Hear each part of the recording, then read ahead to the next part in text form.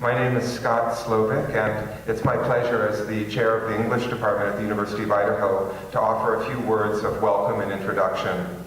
I'm not a big fan of these nested introductions where one person introduces another, who introduces another, who introduces another, who introduces the guest of honor. But that's what you've got tonight. I should say, although it's somewhat invisible to those of us who've been attending various events at the festival, that quite a lot of thought and planning went into organizing this week. And many of us have chipped in with bits of advice and critique and complaint and wondering the best way to do everything. But there's one person in particular who really made this happen. There were many times when we just thought, oh, this is too much trouble. We're not going to be able to pull it off. And one person in our group, our planning group, always kind of said, no, we can make it happen. Here's how it's going to work. And her persistence and cleverness and responsibility were just indispensable as we organized this event. So I would like to ask Jennifer Hawk to come up on stage for a minute.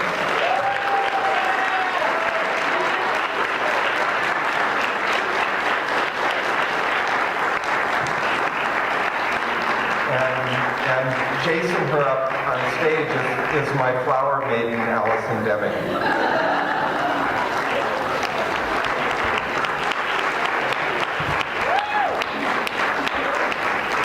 So thank you very much, Jennifer.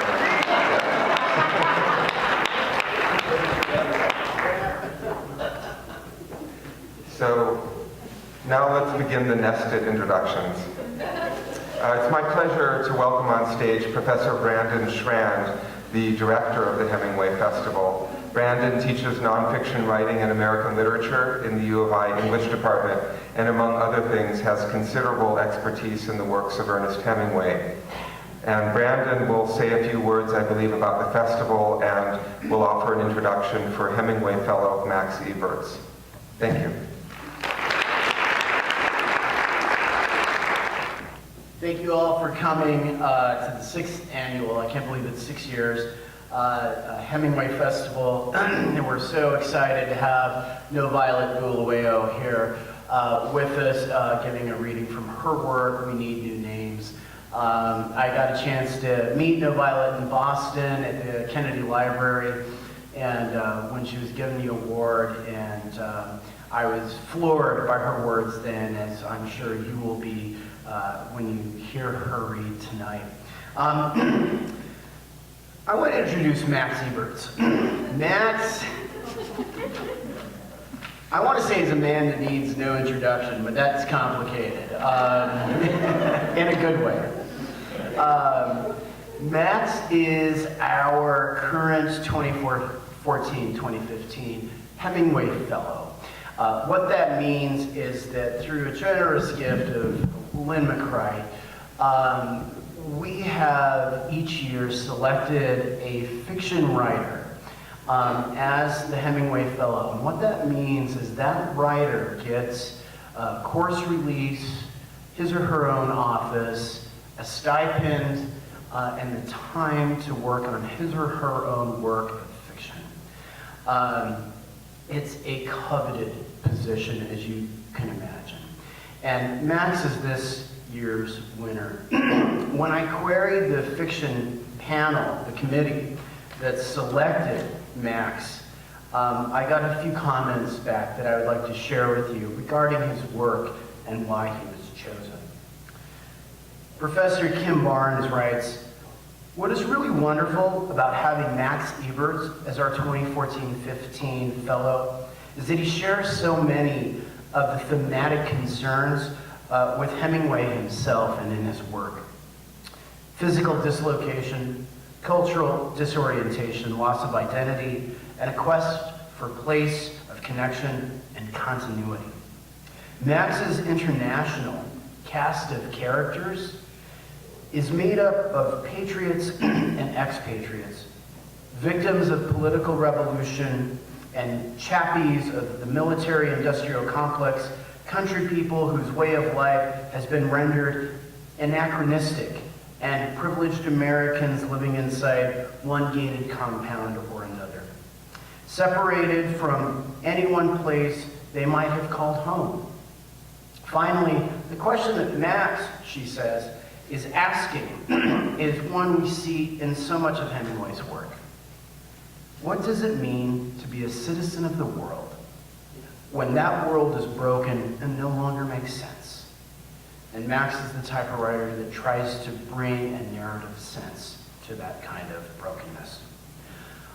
Daniel Orozco, another panelist, wrote that Max does elegiac memoir of a fraught and lonely childhood in the American South.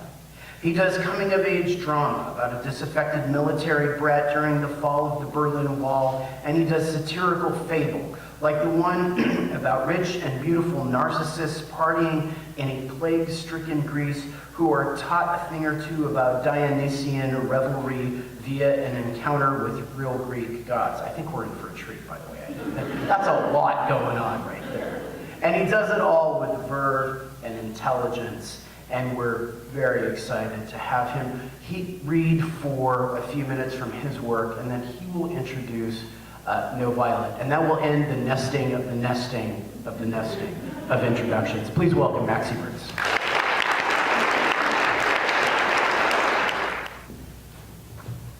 I've never had an introduction like that. I think I'm going to cry. Thank you very much. I'd like to first thank so many people who have made this event possible. Certainly Scott Slovic, the chairman of the English department, Brandon Tran, the director of the Hemingway Festival, Brett Shepard, the director of the MFA program, and the extraordinary and awe-inspiring effort of my cohort and third-year nonfiction candidate, Jennifer Hawk. Also thanks to Jennifer B.H. in the English office. And I would especially like to thank the truly brilliant, in fact, actually pyrotechnic, and wonderful teachers I've been privileged to have. Daniel Orozco, Ron McFarland, Gary Williams, and most of all, the amazing Kim Barnes, who as my teacher and director of my thesis, has been not only wonderfully wise and kind, she has been incredibly generous with her time and knowledge, and were it not for her, I wouldn't be standing here hoping to utter an intelligent sentence of fiction. So thank you, Kim, and thank you all of my teachers, and also thank you, Lynn McCrate, and thank you all for coming. Well, a little background on what I'm going to read. Unfortunately, this is chapter 9, because Daniel told me my chapter 2 is actually 4 or 5 chapters. And so there's a little background. Let me give it to you. Theo Constantis, he's a 17-year-old American expat who has lived his entire boyhood overseas because of his father's career. And when he's forced to move to Berlin, after his parents promised they would move to the States, he becomes intolerant and dismissive of Europeans, especially his mother, who is a Berliner, and he declares battle on his father. But he's swept up in the activities of the fall of the Berlin Wall. They're side by side with Berliners, East and West, and it changes his views of Germans and Europeans in general, and he becomes part of the German reunification campaign. Meanwhile, his parents have made contact with the long-lost uncle of his mother's, Uncle Helmut, who never got out of East Germany. Theo goes to visit Uncle Helmut in the southwest part of East Germany, where he lives in a small co-op farm where he and his 34-year-old daughter, Inga, take care of the sheep. Uncle Helmut's been trying to marry her off since she was 18. On Theo's first night of his visit, Uncle Helmut confronts him about how after the war, the Americans rounded up hundreds of thousands of German soldiers and kept them in what he calls Eisenhower death camps, because thousands of soldiers, German soldiers, starved to death in them. Not surprising, Helmut is not a fan of America and its capitalist society, but he is loyal to the East, and is loyal to the East German government, the GDR. Theo makes friends with Inga and convinces her to come back to Berlin with him and go to college and become part of the new reunified Germany. And two last things. The Catholic Church in the nearby village of Aachen has been used by the GDR for over 25 years as an armory to store weapons. And finally, my reading begins after Theo took Inga to the market and buys her all kinds of things. At breakfast, Inga and Uncle Helmut act as if nothing had happened the night before. And so we were off to take his sheep to a favorite place. And so we unleashed a river of sheep, all 75 sheep, including the little lamb, now sure-footed. Sometimes, though, I carried her. She still smelled of a musky milk. I held her so she rested on my shoulders and knapsack, her legs wrapped around my neck. I was now a shepherd boy. With our walking sticks, we made our way to the village of Auckern amid the ebb and flow of sheep surging back and forth and in and out, always moving forward, their bleating continuous as the sound of rushing water, as endless as the clanking bell of the bellwether. Uncle Helmut whistled, and one of the dogs, either Udo or Kaiser, they both looked alike, ran to the front of the flock. He whistled twice, and both dogs fell to the rear, the sheep bunching up, then narrowing out once again. We spilled into the cobblestone square in front of St. Hedwig's, where two brown East German military trucks, a red star on its doors, blocked the entrance of the church. Its two graceful neo-Gothic spires rising above them, their bells ringing as if to celebrate the moving out of the weapons. "Look," Inga yelled. "They've moved out the weapons. Thanks be to God." She wore her new tight jeans, her new Wayfarer glasses and straw hat, its blue ribbon glistening in the light. She smiled and waved to the soldiers gathered by the trucks, the 6 of them staring at her as we walked by. Uncle Helmut noticed them watching and stopped to talk to them. "How long will you be here?" I heard him ask, and as Inga and I moved on with the sheep, he was probably letting them know that Inga was available. We hiked around hills, through the woods and their valleys, light dappling the bare branches of beech and lush pines, the smell like the scent of Christmas, my favorite holiday. The ground was soft on our feet, birds sang songs I had never heard before, and the light nearly blinded us whenever we walked into a clearing of grass. I felt like a child in this world until we came upon a creek. "It's polluted from the lead mine a few miles away," Inga said. "I hate they've done this." Uncle Helmut stood in its middle wearing rubber boots, prodding the sheep and his 2 dogs to quickly cross so they didn't drink the water. We arrived at a green meadow of grass, a few wildflowers already beginning to bloom. "This is one of our favorite spots to bring the sheep," Uncle Helmut said, his voice lighter, and he suddenly looked 10 years younger. "There's a stream below that's safe for drinking and washing. We'll camp here. If you didn't have to get back to Berlin, we'd stay longer." And I believed he really meant it. I think this was the one thing he wanted me to experience during my trip. He wanted to share this place with me. He wanted me to know about this place more than about the place in Gotha where the Americans held him prisoner for a year after the war. This is the memory he wanted me to bring back to Berlin, back to America when I finally got there. And he wanted me to tell my mother, the niece he loved and looked out for before he was drafted into the war. He wanted her to know that he was happy, because here he clearly was. As Inga and I gathered wood, ladders of light broke through the clouds, then disappeared, and as the colors of sunset unfurled, I watched Uncle Helmut make the fire inside an old ring of rocks, telling me what kinds of wood to use and how to light it. Later the pines darkened, and the sky brimmed with the deep blues that lingered through dusk. We warmed up last night's beef stew, the smell filling me with hunger. From my knapsack, I pulled out a bottle of red wine and poured it. Uncle Helmut reminisced about the Berlin of his youth before the war, told stories about my mother, how even as a girl she was brave, and how they all suffered during the war. For a moment, I thought he might bring up the Eisenhower death camp in Gotha again, but he didn't. Instead, he talked about his dead wife, Tilda, how they had met after the war when he had nothing, when he took a job on her father's farm. She was so pretty, Uncle Helmut said, like Inga, but obviously not as picky. I laughed. Let her be picky. You got to marry whom you wanted. Let Inga do the same. My mother would have loved you, Theo, and you her, Inga said, lying on her side, propped on an elbow. She looked so sweet, but there was that stubbornness in her, like in me. If you can't get what you want, go without. But there she was, 34, in the light of the fire, looking no more than 21. I wondered what kind of guy she thought she would like.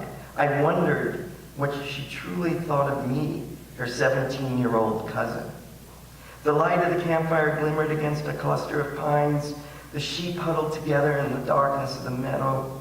We shined our flashlights on them. 75 pairs of greenish, glowing eyes looked back at us. The bellwether was silent. They had settled in for the night, a night of riotous stars, dense as a dream. This is what I wanted you to see, Uncle Helmut said. The sun rises over those hills and sets on the pines, and look at those stars.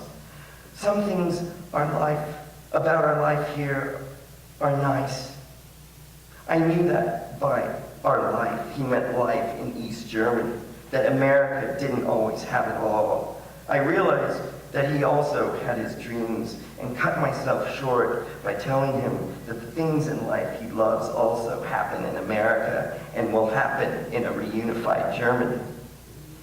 We spread out our sleeping bags around the fire, but several feet away, Uncle Helmut was on the other side of the flames, both dogs curled up near him, but I could see Inga from where I lay, and I stayed awake watching her before I fell asleep. I couldn't stop thinking about what was going to happen in the next 2 days. She had told me she's going back to Berlin with me. Was she really going to leave him with me? Leave him and go to Berlin? I knew my mother would love her, but what would she tell Uncle Helmut? And when? And what would happen to him without her? I woke to sheep blending into the early morning mist, sheep wearing mist, like some elaborate disguise, disappearing, reappearing in mist, which finally dissolved in the morning sun. We lazed about drinking black coffee, not the best, with bread, cheese, and applesauce as the sheep grazed the morning away. The little lamb was playing with another lamb several months older, frisking about. As Uncle Helmut went down the hill to the stream to get water, Inga was just coming back up. She sat next to me, then handed me 300 marks. Take this for all the things you bought me at market. I won't. You gave me that beautiful quilt. It's worth far more. I mean it. Those things are gifts, and none of them are as fine as your quilt. Okay, but I have to tell you something. I have a confession to make. I have secret money, over 3,300 marks. 38 years my mother saved a little here and there. 1,200 marks. She gave it to me before she died. She was too sweet to me. And all that time I worked on the farm, I have that money too. Over 800 marks. Inga looked around and smiled at me, a mischievous grin. But I also have another 1,300 marks. You'll never guess how. You don't have to tell me anything. I want to tell you. I'm not proud of it. I picked the pockets of all those men my father brought to meet me. I took 20 marks or so when I could. It was easy, especially if they came for dinner. I would take it from their coats. I've been doing it since I was 18. That should give you an idea of how many men my father brought over the years. And most of them ugly. I started laughing. You did that? She looked away, then back at me. Do you think I'm bad? No, never. I think you're wonderful. She gave me a kiss, practically on my mouth. I felt a rush of blood through my face. Germans hug and kiss as a gesture of thanks, and I wanted to kiss her back, but I didn't. She was, after all, a cousin. It's my escape dowry, she said. I'm so excited about Berlin. I'll pack tonight, not a word to my father until the morning. What will he say? Will he be okay? I asked. Of course he will. Nothing stops him. Yesterday morning, he was mad at both of us. Water off a duck. The only thing he cared about was getting the sheep to pasture. She was really going through with it. Still, I wondered what Uncle Helmut would do when she told him. I started to feel a bit sorry for him. Inge and I washed and packed the dishes while Uncle Helmut scattered the ash from the dead fire. Then we headed back, taking the same path, creek, woods, fields, and then winding our way through the village with our river of sheep. One of the big brown GDR military trucks was still parked in front of the church. Uncle Helmut had walked ahead and was talking with the soldiers, 3 of them this time. He introduced Inge. He didn't tell them I was American. One of them, a good-looking man named Rolf Burkhardt, flirted with Inge. Can I call you? He finally asked. As the sheep circled the square, Inge nodded shyly. How old are you? He asked. 34, she said, closing her eyes. Oh, I thought you were much younger, he said, looking disappointed. I'm 25. Maybe I'll come by Sunday afternoon, he said, before disappearing into the church to finish their work. He's handsome, Inge, Uncle Helmut said. He's from Eisenach. He thinks I'm too old, Inge said.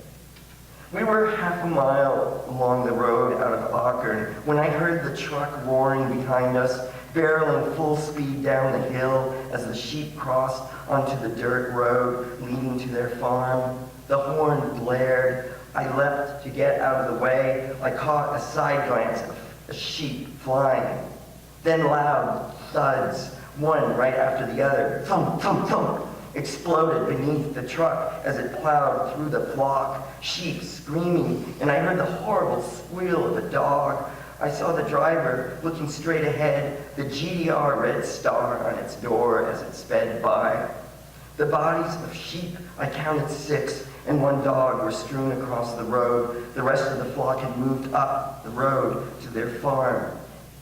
The surviving dog, I couldn't tell right away which one, as they're both black and white and look alike, stood at the edge of the road looking at the carnage. Blood and entrails glistened in the last light of afternoon. A head was separated and smashed. Bones jutted out, legs twitched, red blood on their white skin. One of the dogged-down sheep jerked its head as if it were trying to get up, its hind legs flattened. Kill it, Inge yelled, but Uncle Helmut went over to the dog, who was still barely alive, and gently stroked him. Udo, sweet Udo, he kept repeating. So Inge pulled out her knife, rushed over to the sheep, bobbing its head, and slit its throat. She looked down at Udo. He died moments later. Swine, she yelled, looking in the direction where the truck had gone. Inge and Uncle Helmut began to clear the dead sheep from the road, dragging them to the field. I was so angry, the way those soldiers just took off. Inge and Uncle Helmut didn't even seem that angry. Leave them! Let everyone see what they did, I yelled. They did it, but it's our mess, Inge said, pulling one of the sheep off the road, avoiding getting any blood on her new jeans. She suddenly seemed older, not the hopeful girl I thought she was. She had that same look of disappointment she did when I first met her. The 7th one, the young one, the new Lamb had played with, was also dead, knocked into the edge of the field. The only one killed, not bloody. The Schleiers and Eberhards can use it for food, Inge said. I carried him the rest of the way. He was about 25 pounds heavier than the baby lamb. Inga gathered Udo in her arms, and Kaiser, the other dog, followed her, and so did Uncle Helmut. When I gave the Eberhards the dead lamb, I told them what happened. Poor Helmut, Frau Eberhard said. He lives for those sheep, and how he loved Udo. Back at the house, we nibbled on toast with egg and melted cheese that Inga made. There wasn't much talk. Was it 6 sheep we lost? Uncle Helmut asked. He looked as if his heart had been flattened with those sheep. 7, Inga said, including the older lamb. No one mentioned Udo. Uncle Helmut nodded, pushed his plate, and went to his room.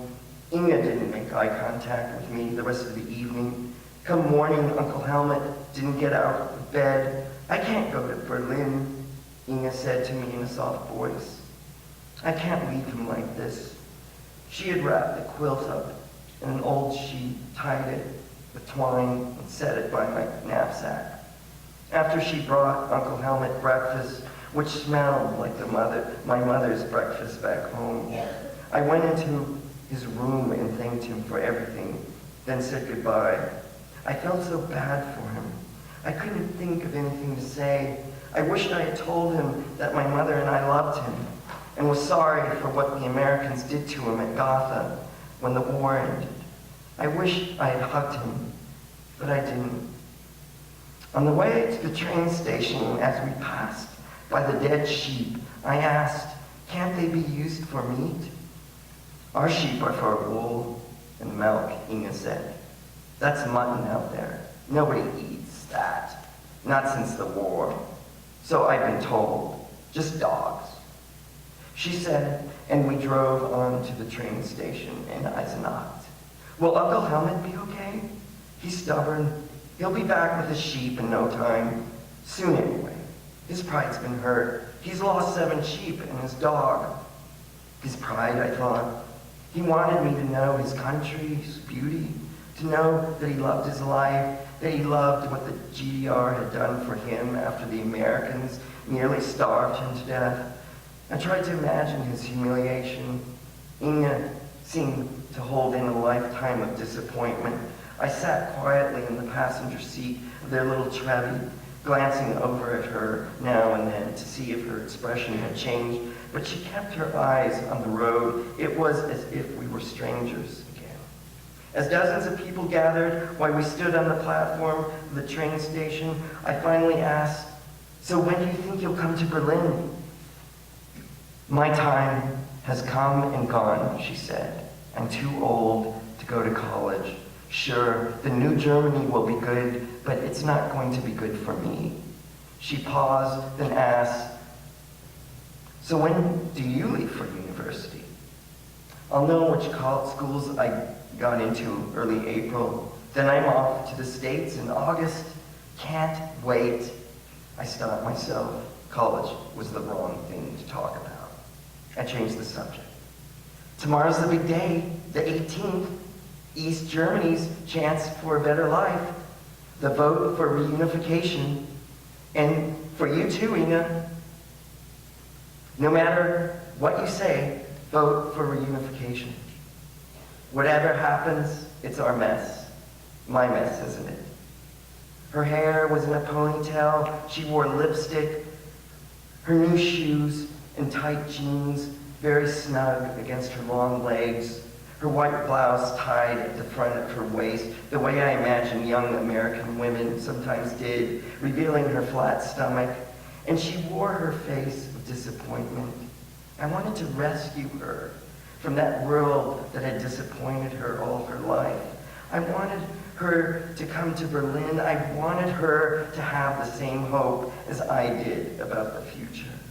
A male voice echoed over the station speakers, Letzten Aufruf zum Einsteigen. Final call for boarding. We hugged. Think of me when you're at university, she said. I kissed her and boarded the train, then turned around, still on the steps. Every day, I said. but I knew I wouldn't. Thank you.